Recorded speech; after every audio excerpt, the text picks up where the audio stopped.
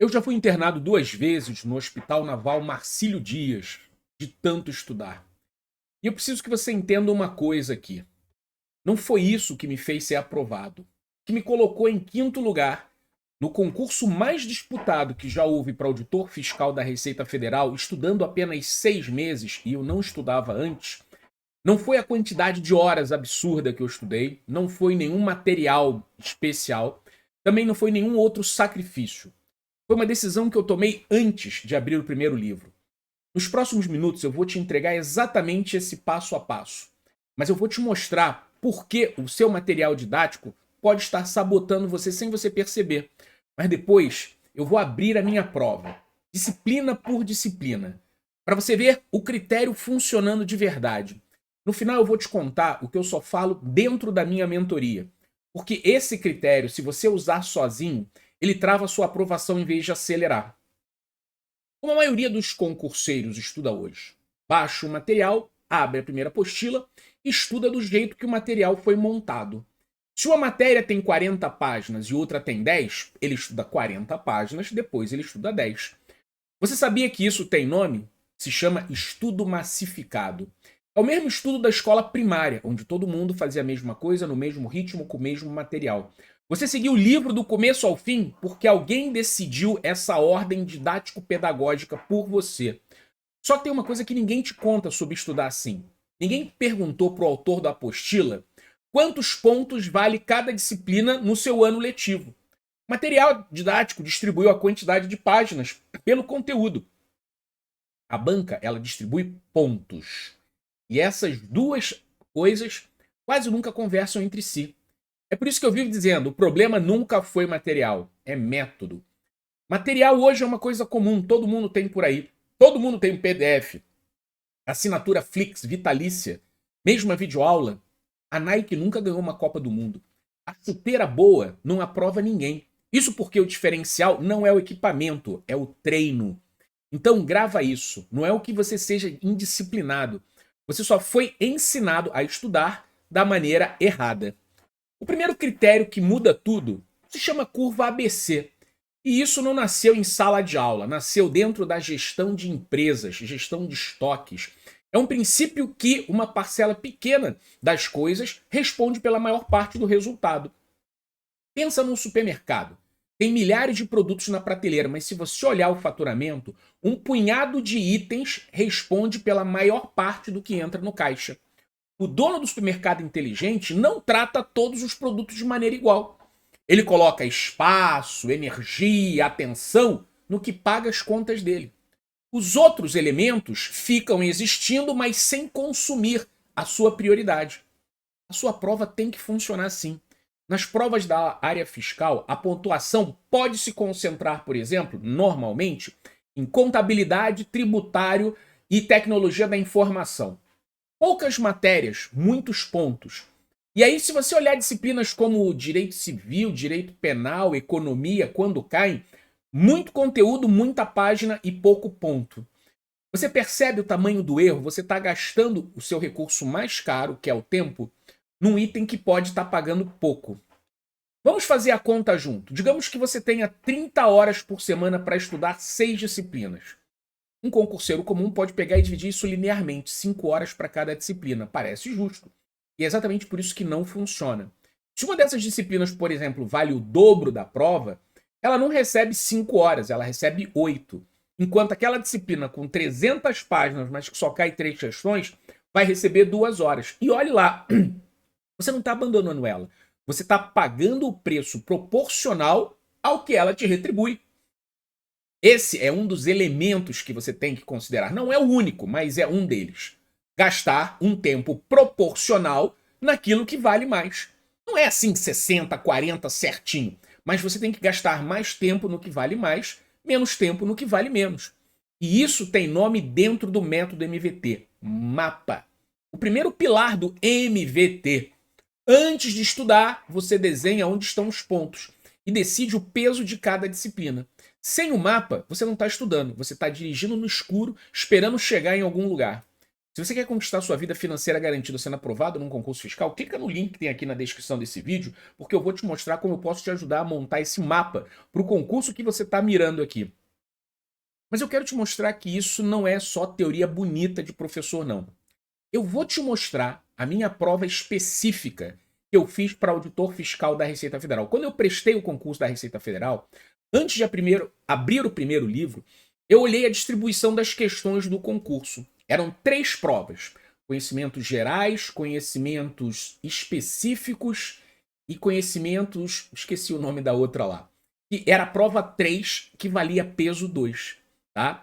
A prova de administração pública, economia e finanças públicas valia o dobro da prova 1.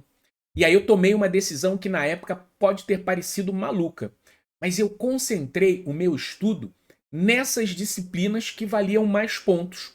Não era português, não era matemática, não era informática, não era raciocínio lógico, não era nem direito administrativo e constitucional. Resultado: na prova de administração pública, eu fiz 29 de 30 pontos, que valia peso 2. Na prova de finanças públicas, eu fiz 13 de 15 pontos, que valia 2 pontos cada uma. Mas em economia, que também valia 2 pontos, cara, eu fiz 7 de 15. E não foi algo inconsciente, não. Realmente, olha, eu fiz o que eu podia em economia e eu cheguei à conclusão que não valia a pena, eu não ia conseguir subir o meu desempenho em economia como subia nos outros. Então eu acabei alocando mais tempo para administração e finanças e olha o que aconteceu. Teve gente que acertou mais do que eu em economia? Tem, mas a energia necessária para eles fazerem isso custou muitos pontos em administração e finanças que eu arrebentei, tá?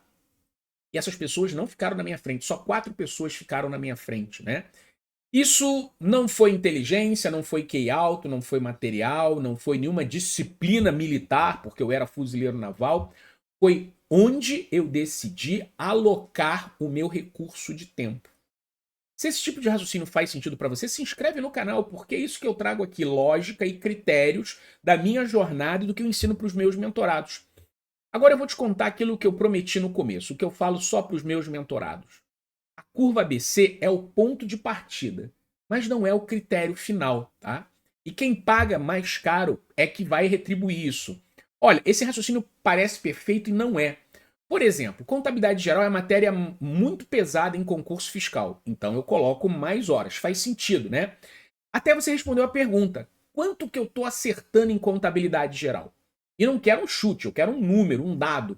Porque se você já acerta acima de 80% em contabilidade, mesmo sendo uma matéria importante, colocar mais horas ali é jogar tempo no lixo, sem brincadeira. É a mesma coisa que você regar uma planta que já cresceu. E o ponto que ainda está aberto na sua aprovação não está em contabilidade. Está naquela matéria que também é pesada, mas você vem desviando há meses.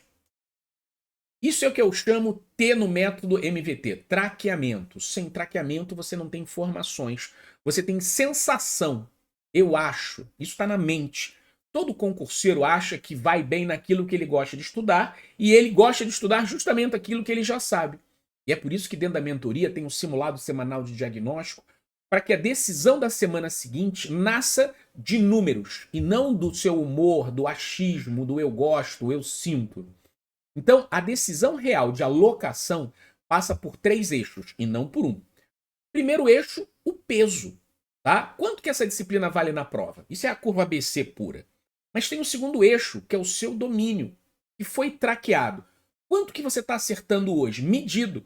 Para você poder também associar, equalizar com o primeiro eixo. Mas tem o terceiro eixo, que é o tamanho do conteúdo. Quantas horas esse conteúdo exige para sair do zero até eu percorrer ele? Uma disciplina pesada que você fecha em uma semana, uma disciplina pesada que exige 3 meses, não pode receber o mesmo tamanho. E por cima desses 3 eixos, ainda tem uma outra coisa que você tem que se preocupar: a nota mínima. Lembra que eu falei, acertei 7 de 15 em economia, mas não havia nota mínima em economia. Havia uma nota mínima na soma de finanças e economia. E eu passei frouxo, com muita sobra. Não adianta você fazer a locação mais eficiente do planeta e você foi eliminado numa disciplina, num bloco, numa prova. Peso, domínio, tamanho e nota mínima. É isso que separa quem estuda muito de quem aloca da maneira correta. Porque a aprovação não é só uma soma, é uma multiplicação, é o conhecimento inicial, o método, a execução, tudo isso multiplicado pelas horas semanais de estudo. Preste atenção no que isso significa. Método de estudos é um multiplicador da sua eficiência. Se você tem um método fraco, se é só achismo, tentativa e erro, você pode empilhar horas em cima de horas e o resultado vai demorar para subir. Você multiplica muito pouco e continua chegando em lugar pouco adiante. É por isso que para ser aprovado num concurso fiscal não é sobre ser mais inteligente da sala, nem quem mais sofreu. Não adianta você ser internado no Hospital Naval Marcílio Dias. É sobre ser específico, é sobre funcionar como um sniper, um atirador de elite. One shot, one kill, a gente dizia lá nos fuzileiros. Um tiro, um acerto. Tá? Você não tem munição infinita para poder gastar 30 horas na semana à toa. Cada hora que você dispara no lugar errado é uma hora que alguém disparou no lugar certo. Bem, agora você já sabe onde colocar as horas de estudo. E a pergunta que vem logo depois é: se fosse hoje, se eu tivesse começado zero, mirando um concurso de auditor fiscal da Receita Federal, com o mercado do jeito que está e material existente hoje, o que eu faria na primeira semana? Eu vou responder isso para você no próximo vídeo, sem filtros, sem enrolação. Clica aí, vamos